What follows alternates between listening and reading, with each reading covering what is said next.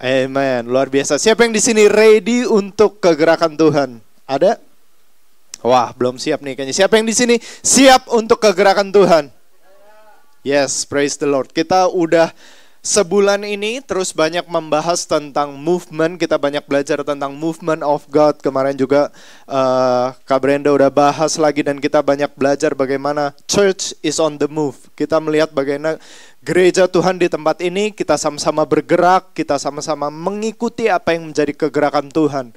Dan terutama di tahun ini secara spesifik gitu ya, in the season of RGLM, yaitu Star Generation, aku percaya bahwa ini adalah momentum di mana kita Starji sungguh-sungguh bergerak bersama-sama. Amin.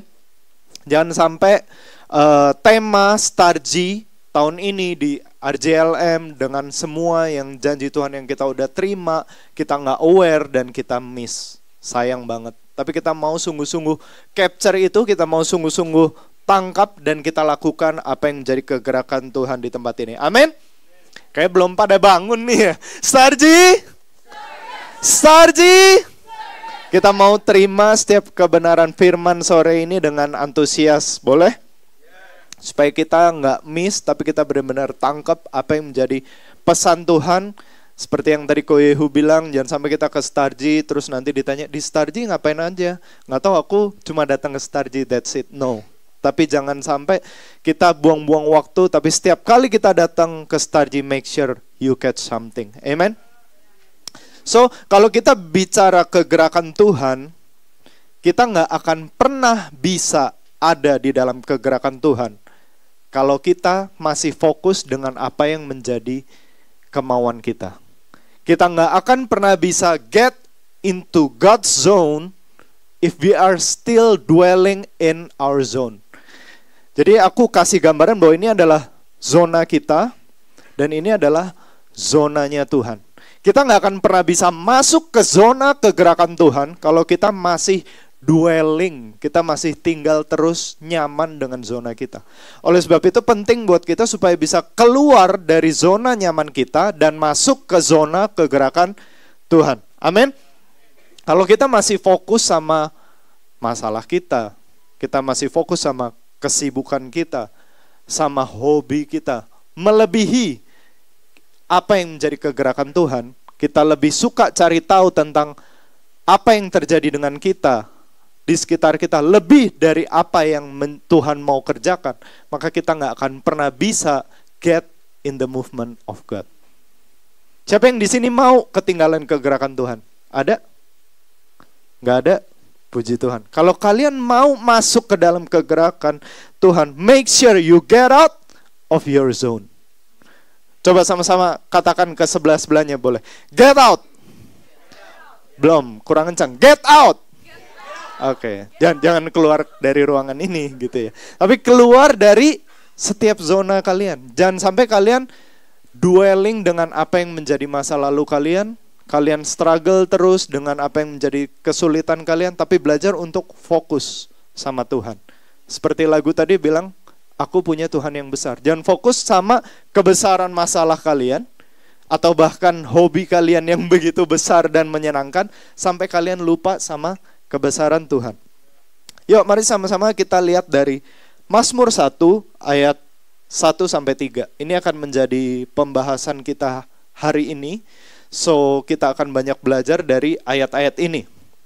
Kalian boleh catat dan tandain ayat ini. Untuk kalian nanti boleh renungin lagi gitu ya. Dan juga bahas di home.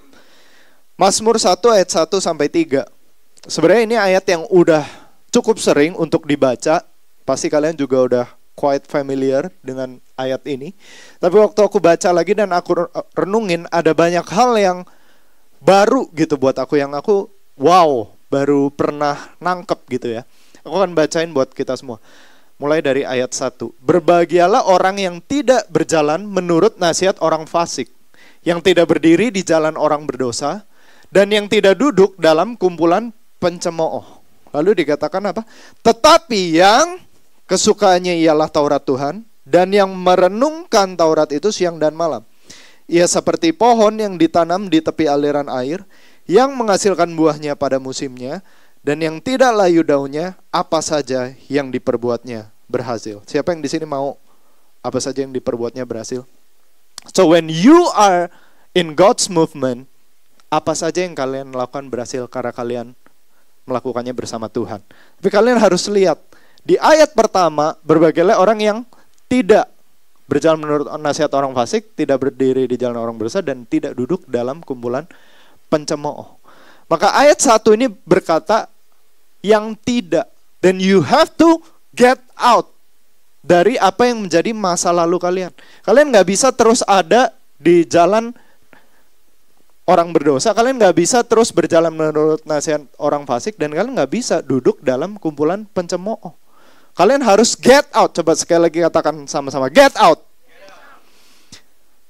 Boleh balik ke slide sebelumnya aja. Sorry, jangan di next dulu. Ya, tetapi yang kesukaannya ialah Taurat Tuhan. Jadi setelah ada kondisi yang pertama, dikatakan tetapi yang. Artinya ini ada sesuatu yang berbeda dari kondisi yang pertama. Betul nggak? Yang pertama tadi yang itu, terus tapi berikutnya tetapi yang kesukaannya ialah Taurat Tuhan.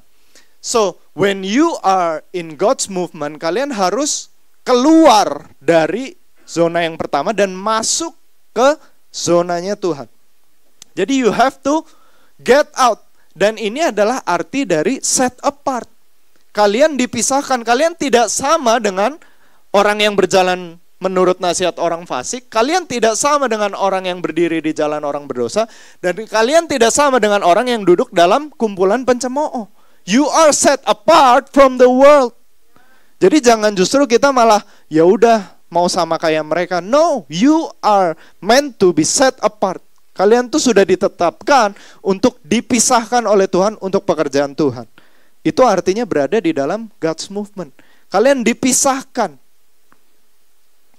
Mari kita akan gali lebih dalam lagi ya sekarang per ayat. Tadi, Mas, boleh ke yang next-nya? Ya, ayat 1.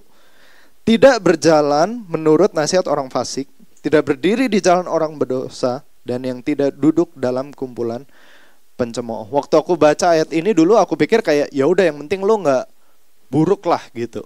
Tapi ternyata setelah aku gali lagi, setiap poin ini ada artinya. Mari kita lihat. Yang pertama, tidak berjalan menurut nasihat orang fasik. Apa sih artinya tidak berjalan menurut nasihat orang fasik? Dalam bahasa aslinya itu bisa diterjemahkan sebagai walk in the counsel of the ungodly. Ya, walk in the counsel of the ungodly. Jadi berjalan dalam nasihat orang fasik gitu ya. Itu bahasa terjemahnya adalah walk in the counsel of the ungodly, bahasa aslinya. Tetapi sebagai anak-anak Tuhan, kita nggak boleh walk in the, kan dibilang tidak berjalan. Berarti kita harus apa? Walk in the counsel of God. Kita berjalan dalam nasihat Tuhan. Kita berjalan dalam arahan Tuhan. Oleh sebab itu, boleh next. Oleh sebab itu, di ayat kedua dikatakan, tetapi yang kesukaannya ialah Taurat Tuhan, dan yang merenungkan Taurat itu siang dan malam. Karena merenungkan Taurat itu berarti kita memahami apa yang menjadi counsel of God, dan kita berjalan in the counsel of God. Sampai sini paham? Ya. Nah, sekarang aku mau bahas tentang seat belt. Ya.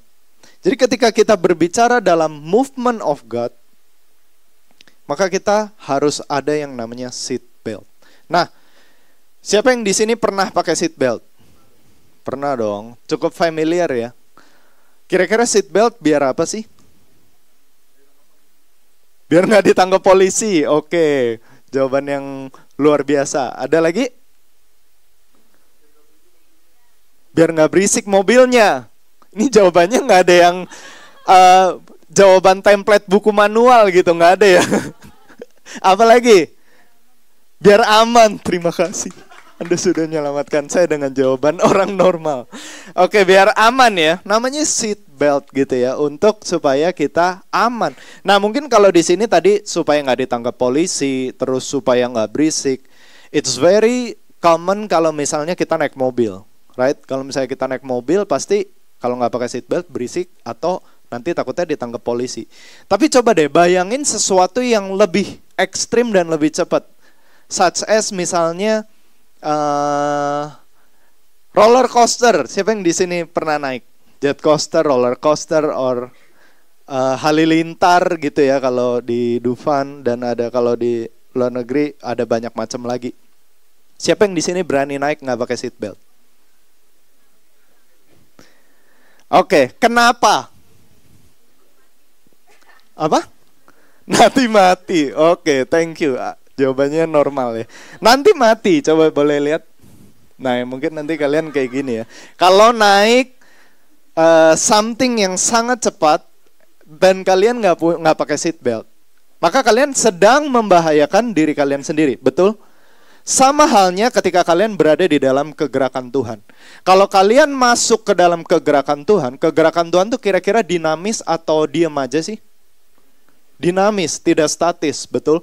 Ketika kita berada di dalam sesuatu yang dinamis, sesuatu yang bergerak, sesuatu yang cepat, and then you go without seat belt, you're actually sedang membahayakan dirimu sendiri. Kalau kamu masuk ke dalam kegerakan Tuhan tanpa seat belt, kalian sedang membahayakan diri sendiri. Nah, sebenarnya apa seat belt itu? Di dalam movement of God yang harus kita pakai, yang tadi adalah pertama, the counsel of God, yaitu firman Tuhan itu sendiri, the word of God. Oleh sebab itu, mari kita baca dari Matius 7 ayat 24 sampai 27. Firman Tuhan katakan seperti ini. Setiap orang yang mendengar perkataanku ini dan melakukannya, jadi nggak cuma mendengar, tapi melakukan, ia sama dengan orang yang bijaksana, yang mendirikan rumahnya di atas batu. Kemudian turunlah hujan dan datanglah banjir. Lalu angin melanda rumah itu, tetapi rumah itu tidak rubuh, sebab didirikan di atas batu.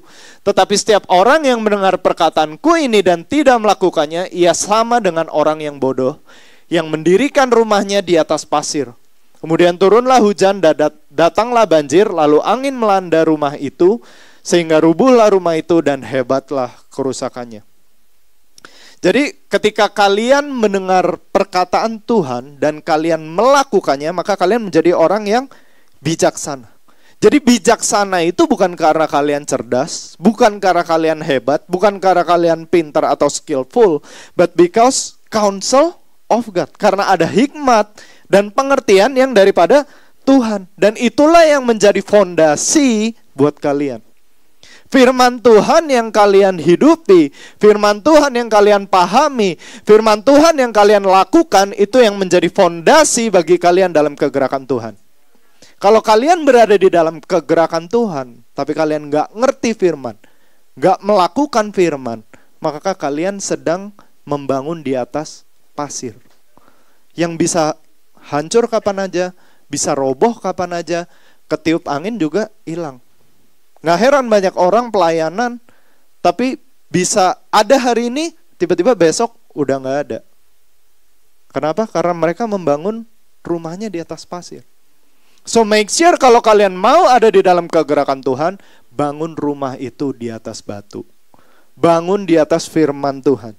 Jangan cuma yang penting ke Starji, pelayanan, hore-hore, tapi kalian nggak punya akar yang kuat kepada firman Tuhan. Kalian gak berakar kuat kepada pengertian firman Tuhan yang kalian renungkan dari hari ke hari. So going in the movement of God berarti kalian will be going against the world.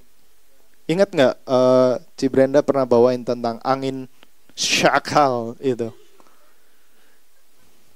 Ingat? Udah lupa, boleh diulang gak Kak Brenda? Oke, jadi ketika ada angin itu artinya adalah angin yang berlawanan arah. Jadi ketika kalian go with the movement of God, maka kalian sedang against dengan dunia. Kalau kalian gak kuat, ya kalian akan ditelan habis oleh dunia. Kalian harus kuat karena you know, when you are in the movement of God, maka kalian akan against dari apa yang ada di dunia ini. So make sure kalian harus punya the firm foundation itu. Kalian harus punya fondasi yang kuat. Mari kita sama-sama lihat lagi dari Ulangan 6 ayat 4 sampai 9. Jadi ini sedikit background konteks ya. Di Ulangan ini adalah kitab di mana setelah bangsa Israel berputar-putar di padang gurun selama 40 tahun. Dan akhirnya mereka akan masuk ke tanah perjanjian itu. Ya, jadi mereka finally about to enter the promised land gitu. Makanya namanya Ulangan karena seluruh hukum Tuhan itu diulang di kitab Ulangan ini gitu, diulang sama Musa supaya Israel dengar nih, ini hukum yang semua ketetapan yang Tuhan pernah ajarkan itu diulang.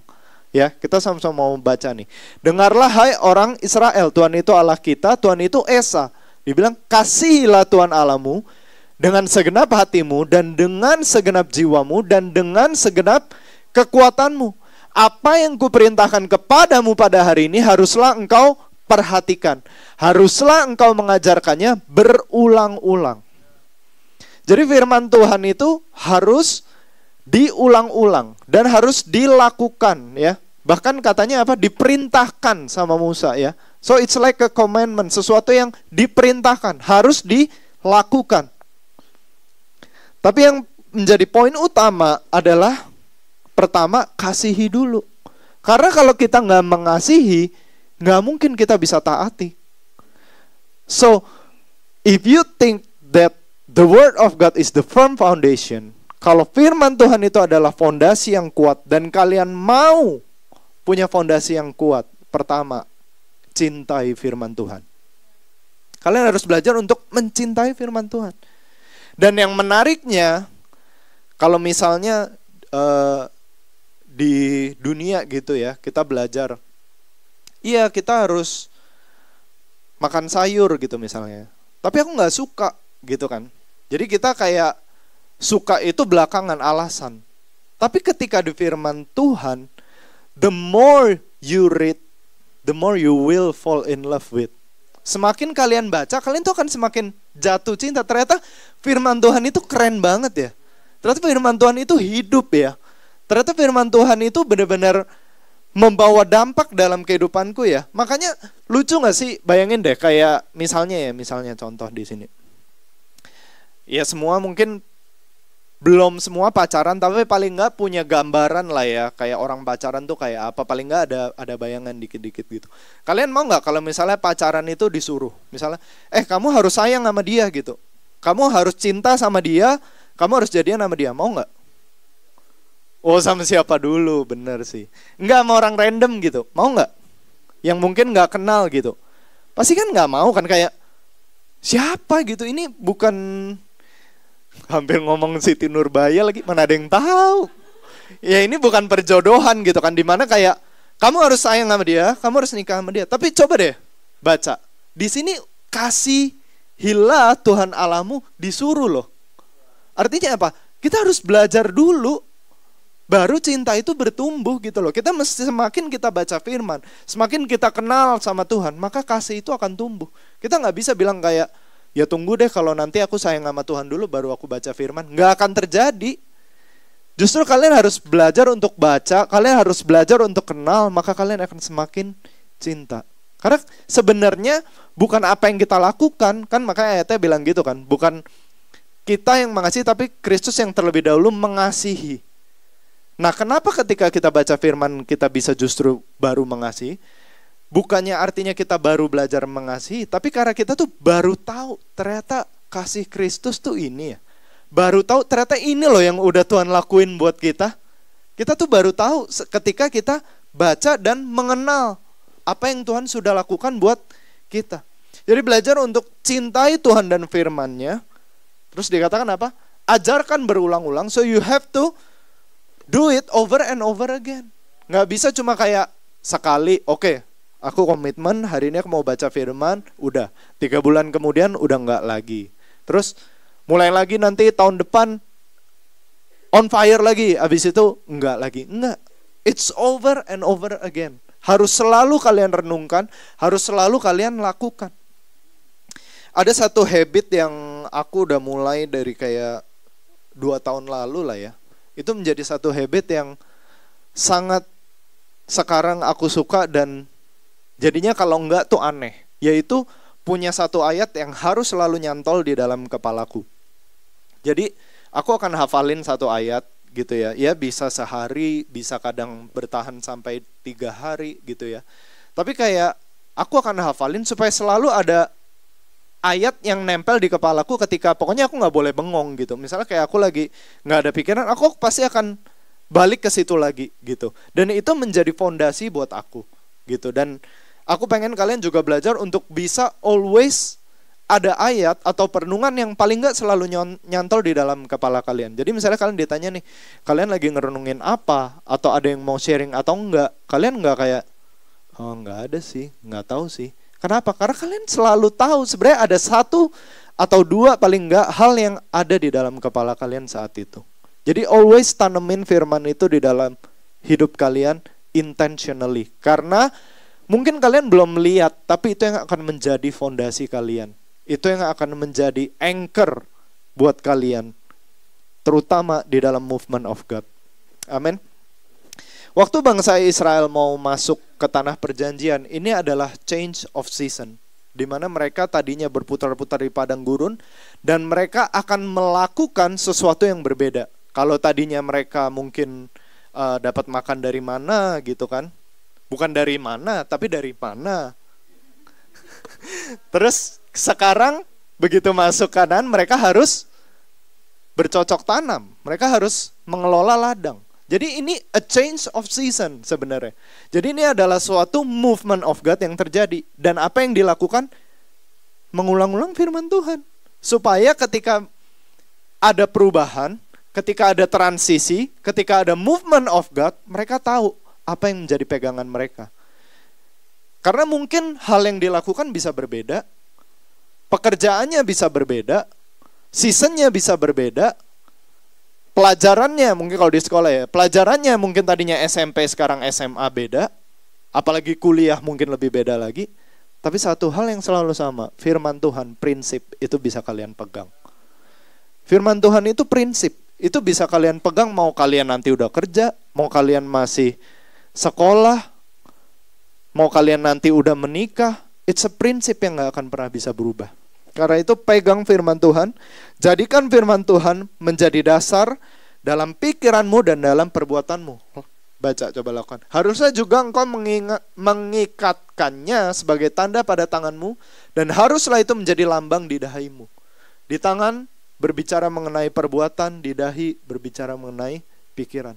Kita harus jadikan firman Tuhan itu sebagai landasan di dalam setiap pikiran kita, dalam perbuatan kita. We do it dengan firman Tuhan sebagai fondasinya. Amin. Oke, itu poin yang pertama. Seatbelt kita adalah the word of God. Pastikan dalam God's movement kalian selalu pakai seatbelt ini, kalian selalu pakai firman Tuhan sebagai landasan, sebagai sabuk pengaman supaya kalian safe. Lalu kita lihat apa sih yang kedua? Boleh next lagi. Tadi tidak berjalan menurut nasihat orang fasik ya. Jadi kita tidak berjalan menurut nasihat dunia, tapi kita berjalan menurut firman Tuhan. Amin. Yang kedua, tidak berdiri di jalan orang berdosa. Bahasa aslinya adalah stand in the way of the sinful. Stand itu berbicara tentang posisi, tentang postur. Kalau kalian masih berdiri, kalian udah paham firman Tuhan. Tapi yang berikutnya adalah gak cukup paham firman Tuhan. Kalian gak boleh lagi berdiri dalam posisi sebagai seorang berdosa. Oleh karena itu seatbelt yang kedua adalah repentance atau new identity. Kalian harus tahu siapa identitas kalian di dalam Tuhan. Kalian harus hidup dalam pertobatan. Mungkin kalian udah paham firman Tuhan, tapi begitu ada dalam kegerakan Tuhan, kalian melayani, kalian semakin banyak terlibat, terus one day intimidasi itu bisa datang. Ketika intimidasi itu bilang, kamu gak layak, kamu gak pantas. Terus kalian, atau mungkin hal yang lain, kalian mengalami kekecewaan, maka kalian gak lagi melayani, kalian keluar dari movement of God. Karena kalian gak punya seatbelt yang namanya identity. Ketika kalian berada di dalam movement of God, kalian harus tahu bahwa kalian itu udah secure. Gak perlu lagi, oh aku diapresiasi nih sama Kak Ciko, aku seneng, aku mau melayani lebih lagi. No, kalian melayani dalam posisi yang secure. Karena kalian tahu bahwa kalian sudah ditebus, hidup kalian milik Tuhan, dan kalian mau memberikan yang terbaik buat Tuhan. Amin. Mari kita baca 2 Korintus 5 ayat 17. Jadi siapa yang ada di dalam Kristus, ia adalah ciptaan baru. Yang lama sudah berlalu, sesungguhnya yang baru sudah datang. Keluar dari masa lalu. Jangan sampai kalian ada di dalam movement of God, tapi kalian masih bawa-bawa masa lalu. Kalian masih bawa dead weight. Kalian masih bawa, aduh Tuhan kayaknya aku gak layak.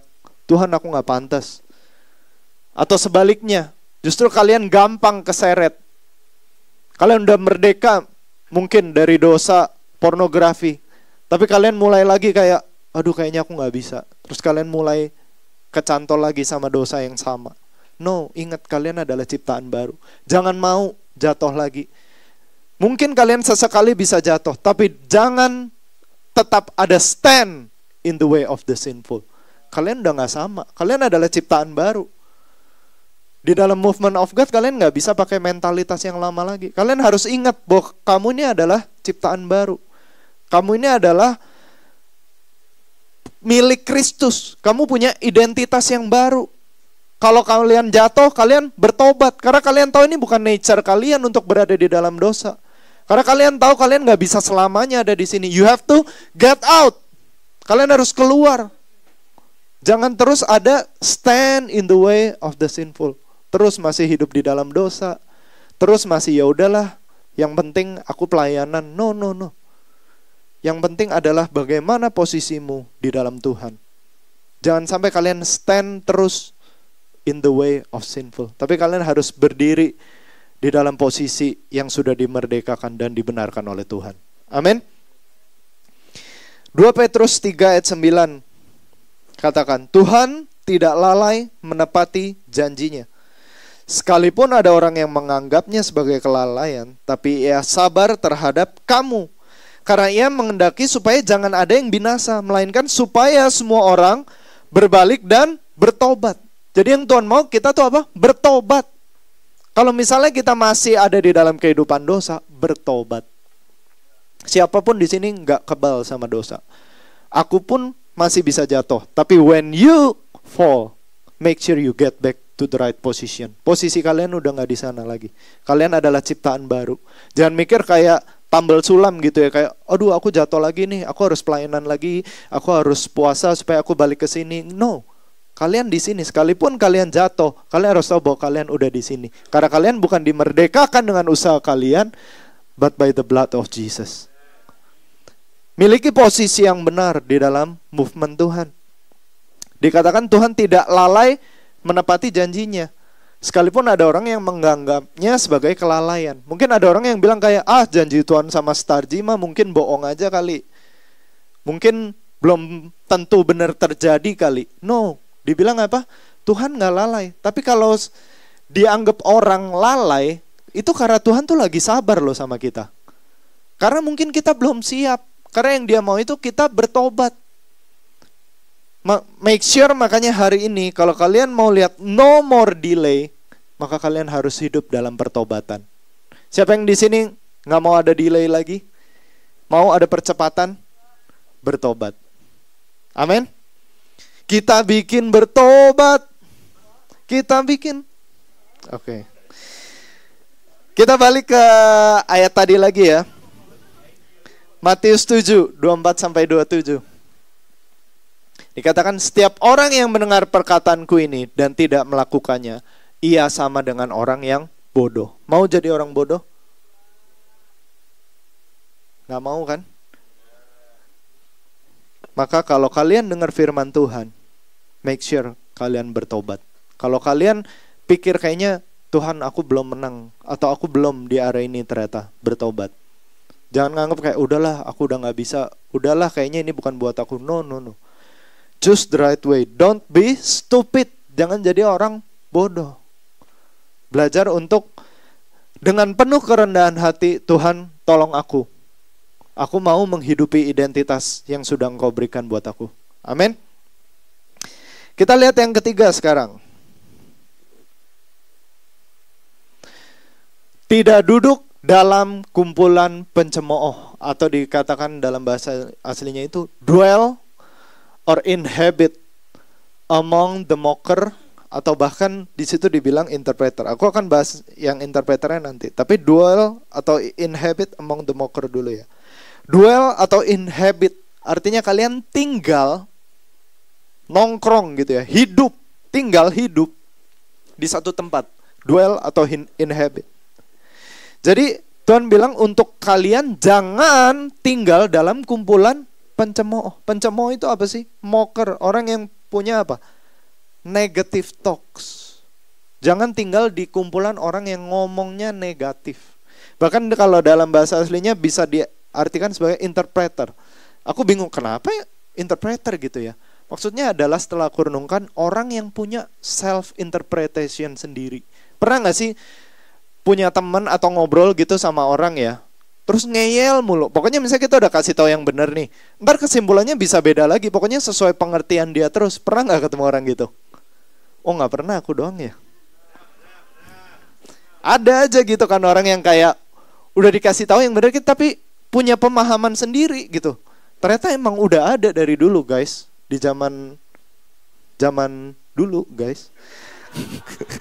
Udah ada dari dulu orang yang emang kalau ya selalu punya pengertian sendiri. Selalu menganggap ya firman Tuhan mah gak bener lah, lebay lah, sok suci lah, gak usah gaul sama yang gitu guys.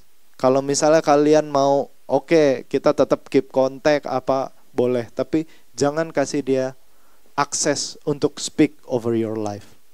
Jangan dwell di tempat yang salah. Maka poin yang ketiga berbicara tentang apa sih sebenarnya? Community. Kalau kalian mau di dalam movement of God, poin seatbelt yang ketiga adalah komunitas. Kalian mau punya pemahaman firman yang luar biasa, kalian mau ada di dalam kegerakan Tuhan, tapi kalau kalian berada di komunitas yang salah, ujung-ujungnya kalian akan ke bawah arus. Ujung-ujungnya kalian mending gitu ya ke bawah arus. Punya dualisme. Siapa yang di sini pernah lihat kayaknya orang kalau di gereja suci banget, tapi begitu di tongkrongan ngomongnya kasar juga. Pernah nggak lihat orang kayak gitu? Yeah, that's what happens. Ketika kalian punya ini ekstrim ya. Maksudnya kalian udah berusaha, tapi kalian punya tongkrongan yang salah. Akhirnya kalian nggak punya integritas. Atau ya kalian yang nggak kuat dan kalian kebawa sepenuhnya ke sana. No. Tapi kalian harus tahu bahwa kita ini bukan tongkrongan biasa, guys. Kita baca dari Kisah Para Rasul 5 ayat 42 yuk. Ini ayat yang lagi hits banget nih kalau di umum. Bajunya lihat ke belakang dong. Tuh yang pakai hijau-hijau lumut. Itu di belakangnya ada ayatnya. Dan setiap hari mereka melanjutkan pengajaran mereka di bait Allah dan di rumah-rumah orang dan memberitakan Injil tentang Yesus yang adalah Mesias. Jadi ini FYI dikit ya. Kalau di sini Komsel namanya apa? Tahu nggak kenapa namanya Home? GKS banget. Oke, keren. Keren. Jadi guys, House of Maturity and Evangelism, benar. Kenapa namanya itu? Ini adalah basis ayatnya. Aku pengen kita semua ngerti. Jadi kalian tahu tujuan Home itu apa sih? Bukan masalah nongkrongnya, tapi adalah melanjutkan pengajaran dan memberitakan Injil tentang Yesus. Itu esensinya. Makanya namanya maturity, yaitu melanjutkan pengajaran. Kita bahas firman Tuhan di Home. Kita belajar bagaimana apa yang hari ini dikhotbahkan kita bisa lakukan. Apa pengalaman kamu dalam melakukan atau menghidupi firman Tuhan? Itu kalian sharingkan supaya semua orang bisa belajar. Kita bisa saling belajar, kita bisa bertumbuh. Dan juga kita bisa menginjil tentang Yesus. Ajak teman-teman ke Starji. Ini esensi dari tongkrongan kita, bukan tongkrongan biasa. Asik. Jadi ini adalah seatbelt yang ketiga. Kita harus punya community yang tepat. Karena pernah dengar ini gak sih quotes yang legend banget? Show me your friends and I will show you your future. Pernah dengar gak? I think it's a very good quotes gitu ya. Kalau kita mengizinkan orang-orang yang ada di sekitar kita itu siapa, maka orang-orang itulah sebenarnya yang secara tidak langsung juga akan membentuk kehidupan kita, banyak ataupun sedikit. Kalau kalian nongkrong, apalagi kasih akses gitu ya, contohnya mungkin kalau di sini kasih akses tuh kayak gimana sih? Kayak misalnya kalian ke Kachiko gitu, kalian kan pasti izinkan mereka untuk ngomong ke dalam kehidupan kalian gitu kan. Mereka bisa kasih advice, mereka bisa kasih arahan, mereka bisa kasih teguran. Dan itu yang akan membentuk kalian. Bayangin kalian kasih itu ke orang yang salah, apa nggak babak belur gitu hidup kalian. Makanya kita harus punya community yang benar. Kalau nggak nanti kamu kacau balau ngap gitu. Kacau balau ngap. Oke, sebelum lebih lanjut kita siapa yang di sini mau ada di Movement of God? Siapa yang di sini percaya Movement of God is here? Sebelum lebih lanjut kita sama-sama nonton dulu yuk.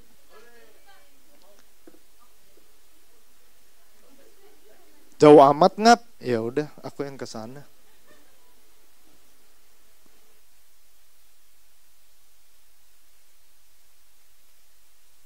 Cek. Jadi ini adalah mungkin ya udah play aja deh.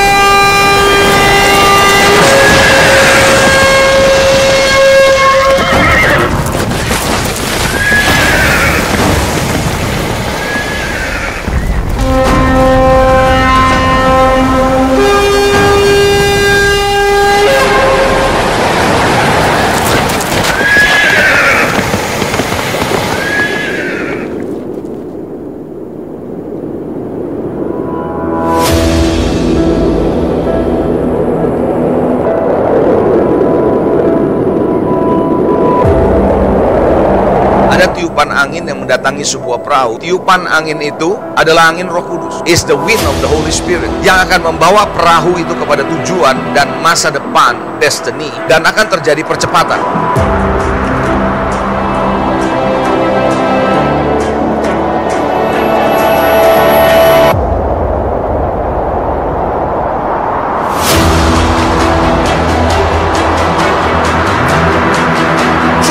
Ketika Holy Spirit move, dia membawa satu pergerakan. Itu sebabnya terjadi percepatan.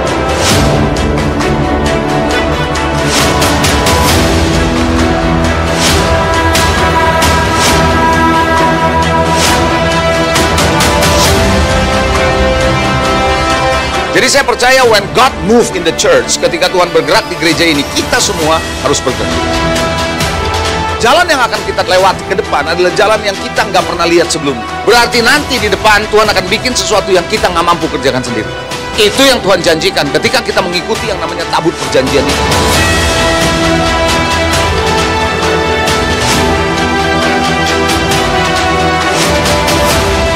Tahap awal, lakukan operasi senyap.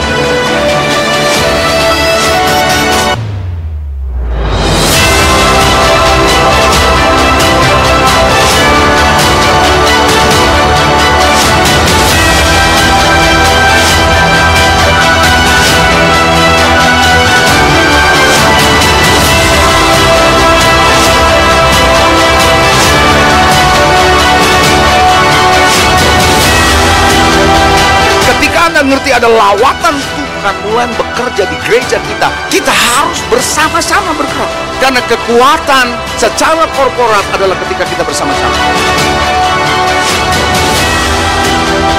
Pemulihan rumah ibadah, tempat ibadah, dan satu lagi pemulihan tempat. Artinya yang tadinya sudah runtuh, Tuhan bangun kembali. Pastor Stephen Francis menubuatkan saya, you have a project for 20 years. Selama 20 tahun, project itu terus-menerus tertahan, nggak selesai-selesai. Now, 7 years ke depan, you will fulfill it.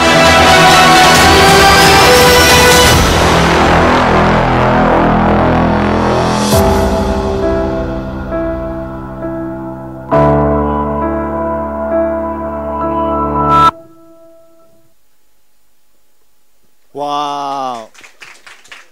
Siapa yang di sini masih ingat zaman-zaman Starji? Ada yang masih ngalamin nggak Starji di launch? Nggak kerasa ya. Sekarang kita udah setiap minggu ibadah di sini. Itu sebenarnya baru akhir 2023 loh kita tuh masih ibadah di sana. So it's just baru setahun lebih. And here we are gitu. Look how far kita tuh udah berjalan bersama Tuhan. Dan aku percaya setiap message yang tadi itu adalah prophetic message. Itu adalah video yang ditayangin pada saat ulang tahun gereja kita tahun lalu. So Maret 2024 gitu ya. Belum ada setahun. Dan udah begitu banyak hal yang terjadi di gereja ini. Baru dari video itu aja gitu. Kita udah bisa melihat ada banyak kalian sekarang udah ibadah di sini. Ada banyak hal yang terjadi. So aku percaya bahwa the movement of God is here. Tapi masalahnya kita mau sama-sama apa enggak. Tadi Pastor Leo bilang bahwa di dalam pergerakan Tuhan kita harus bersama-sama. Kita nggak bisa sendiri. Kita harus bergerak bersama-sama.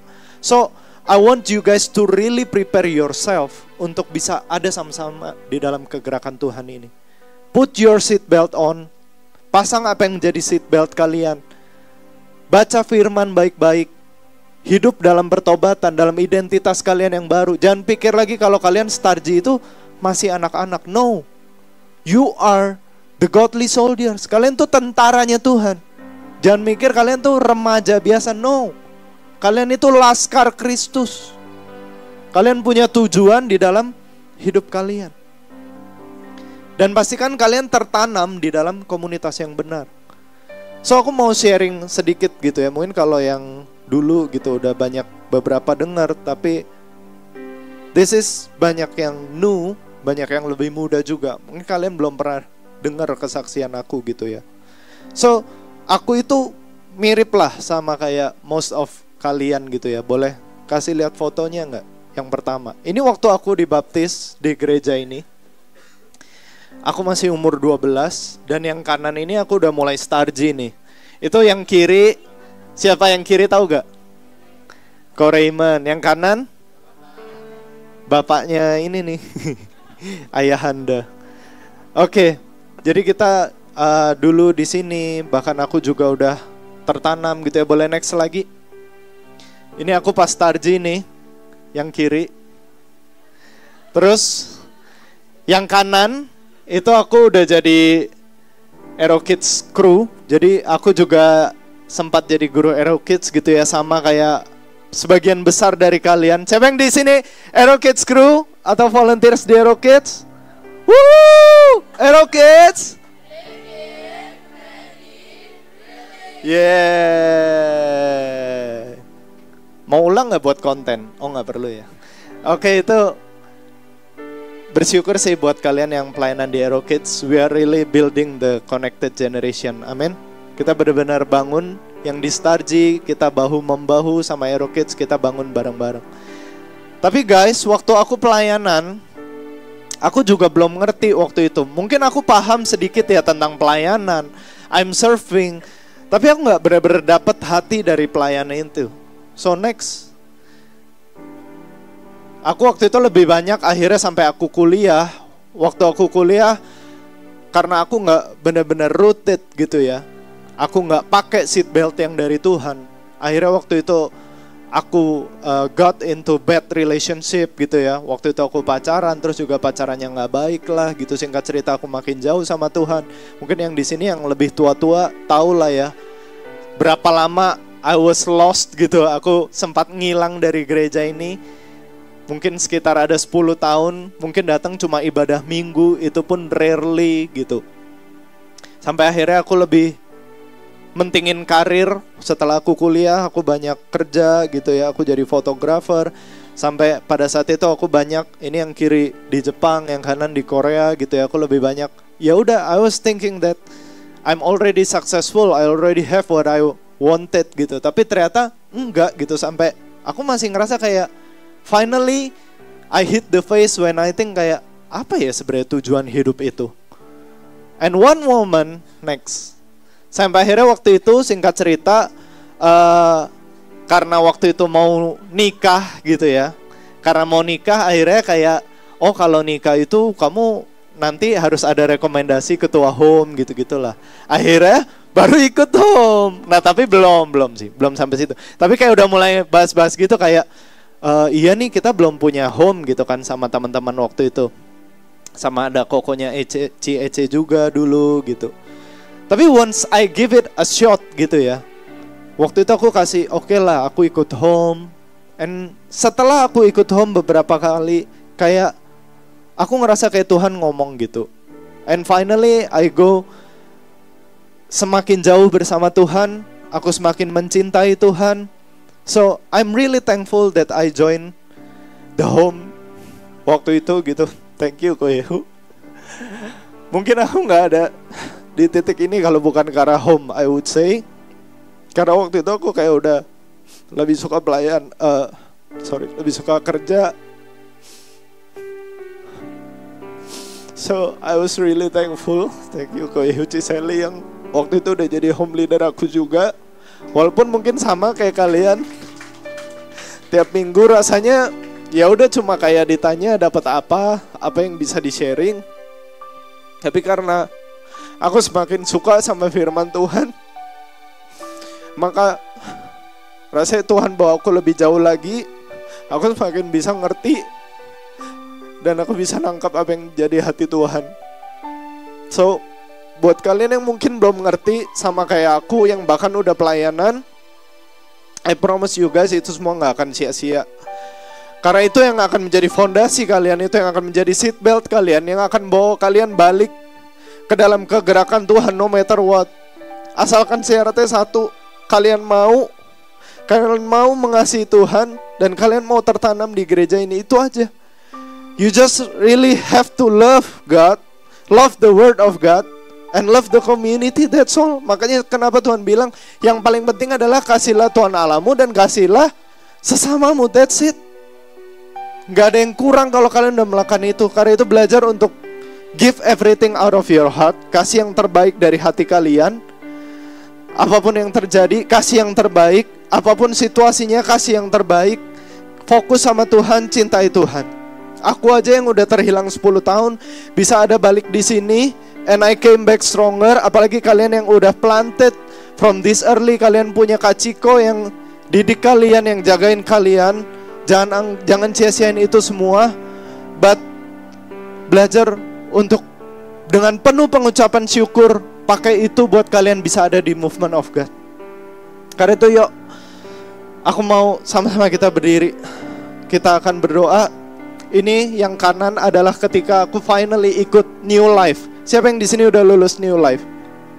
So many of you already lulus di such at a young age. Aku baru lulus mungkin sekitar usia 25 atau 24. It's so late, right? Telat banget. Dan next lagi boleh di kiri ini sampai akhirnya aku mulai jadi ketua home. I was in the home and I finally become the home leader. Dan yang kanan sampai akhirnya I become a part of RJLM. Bahkan aku bisa sampaikan message pada saat RJLM. Dan aku percaya itu semua karena Tuhan. Aku percaya I can be in the movement of God simply just because I've tried to love the word of God. So let us pray. Tuhan, kami mengucap syukur Tuhan kalau kami boleh ada di tempat ini Tuhan. Ampuni kami Tuhan kalau kami belum sungguh-sungguh mengucap syukur. Ampuni kami Tuhan kalau kami selama ini take it for granted. Kalau kami ada di Starji, kami menganggap itu adalah satu hal yang mungkin boring, satu hal yang mungkin ini lagi. Tapi kami tahu sekarang Tuhan bahwa Engkau sedang membangun fondasi kami Tuhan.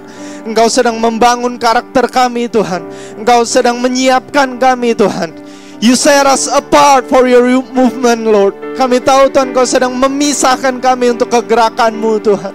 Kami percaya Tuhan Engkau punya rancangan yang luar biasa bagi setiap kami Tuhan. Dan kami gak mau Tuhan hidup gini-gini aja Tuhan. Kami gak mau Tuhan hidup sama terus Tuhan.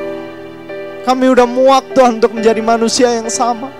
But hari ini Tuhan, we want to get out. Kami mau keluar Tuhan dari zona nyaman kami Tuhan, dari kehidupan dosa kami Tuhan. Tapi kami mau belajar Tuhan untuk taat, dibentuk di dalam rumah-Mu Tuhan. And we want to wear the seat belt, untuk kami siap Tuhan masuk dalam kegerakan-Mu Tuhan.